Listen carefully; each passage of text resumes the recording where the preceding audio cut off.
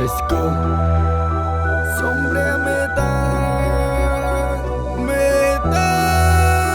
មេត្តាខ្ញុំផងសិតតែចំណងដៃវាជាប់ពេញក្នុងសូមមេត្តាជួយមើលខ្ញុំផងបច្ចុប្បន្នកំពុងតែនៅគិលបងគេនឹងហើយឲ្យខ្ញុំនេះទៅផងតែខ្ញុំគួរតែកន្លែងណាកន្លែងនេះគ្មានអ្នកត្រូវកា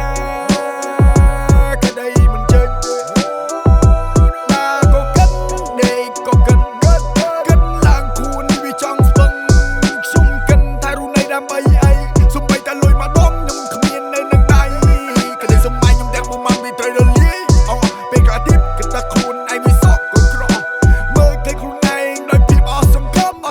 ហើយស្រាំញញឹមនៅពេលនេះវាគ្មានប្រយោជន៍អីទេ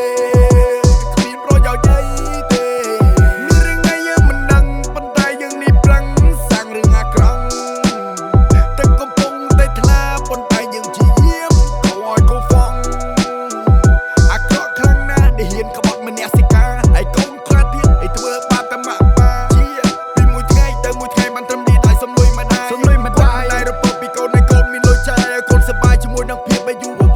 ប៉ុន្តែនៅកូនខ្លះវាធ្វើដូចមិនដឹងអីផ្ទះឲ្យមានដេកឲ្យបាយទៅដេកនៅក្នុងព្រៃជុំបងពើប្រព្រឹត្តតែរឿងអវជ័យពិតចង់ឲ្យអ្នកគិតពីទូសម្បត្តិអ្នកត្រូវចាំថាតែមានរូបវាបាក់ក្បាលទៅណាមានតែនៅម៉ាក់ប៉ាដែលជាអ្នកដោះស្រាយពួកមិត្តខ្លែងខ្លាយវាមានច្រើនណាស់នៅក្នុងសង្គម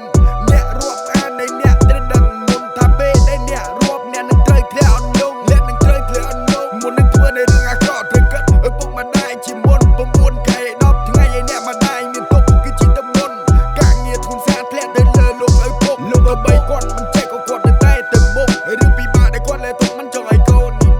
ដឹងគាត់សង្កត់ថាធំឡើងឲ្យកូននឹងពឹងប៉ុន្តែអ្វីដំពឹងកូនយកមកវិញសិនតែរឿងអស់សង្ឃឹមដឹងហើយគូតែកាយគួរអាណិតពុកម៉ែគួរតែដឹងរឿងល្អឬក៏រឿងអាក្រក់រឿងពេលខ្លះវាដូចជាសក់ក៏ក្រក់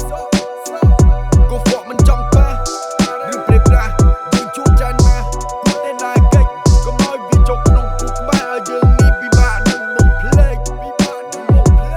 នេះគឺជាបំណងល្អពីតោមានសូមព្រះមេត្តាមេត្តាខ្ញុំផងសិតតែជំ